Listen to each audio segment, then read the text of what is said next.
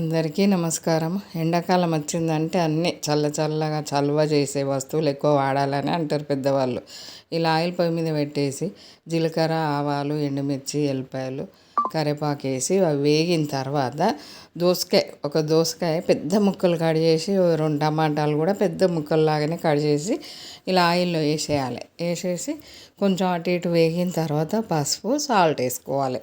ఎన్ని రకాల కర్రీస్ చేసుకున్నా కానీ మనకు కొంచెం పప్పు ఉన్నదంటే అంత సమ్మర్లో కానీ ఎప్పుడు ఏ సీజన్ అయినా కానీ కొంచెం పప్పు ఉంటే ప్రాణం లేచి వచ్చినట్టు అయిపోతుంది. అమ్మయ్య అన్నట్టు ఉంటుంది. ఇలా పెసరపప్పును ఒక 1/2 అవర్ నానబెట్టేసుకొని మెత్తగా ఉడకబెట్టేసుకోవాలి.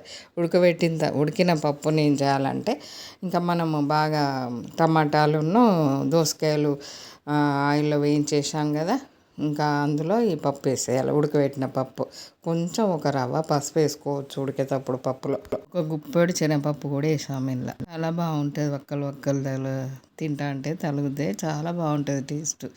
ఇలా ఆ దోసకాయ ముక్కలు, టమాటా ముక్కలు, ఈ పప్పు మళ్ళీ కొంచెం సేపు ఉడకనివ్వాలి, వదిలేయకూడదు. ఉడికిన తర్వాతనే పప్పు మంచిగా దోసకాయతోటి టమాటాతోటి ఉడికినాకనే కారం వేసుకోవాలి. కారం వేసి కారంతో పాటు ఇంక ఇదంతా మంచిగా ఇట్లా ఉడకాలి. ఎందుకంటే ఆ పప్పు తాలింపు పెట్టామా అంటే తాలింపు అయిపోయింది ఉడకగానే అన్నట్టు కాకుండా ఏదైనా కొంచెంసేపు ఉడకనిస్తేనే మంచి టేస్ట్ వస్తుంది. అలా ఉడికిన తర్వాత పప్పు మనము కొంచెము చింతపండు రసం పోసుకోవాలి. ఇంకా ఈ పప్పు అయితే సమ్మర్లో చాలా ఎంజాయ్ చేయొచ్చు. పుల్లటి పప్పు అంటారు.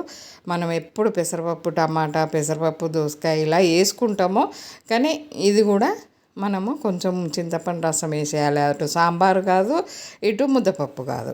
ఊరికే సాంబారు రసమే తినలేం కాబట్టి సమ్మర్లో ఇలా చేసుకుంటే కూడా ఇదొక టేస్ట్. కొంచెం టమాటా, దోసకాయ, కొంచెం పులుపు, పప్పులో ఉడికిన దోసకాయ ముక్క అయితే ఫుల్ ఎంజాయ్ చేయొచ్చు. టేస్టీ పప్పు రెడీ. దోసకాయ పప్పు లైక్ చేయండి, షేర్ చేయండి.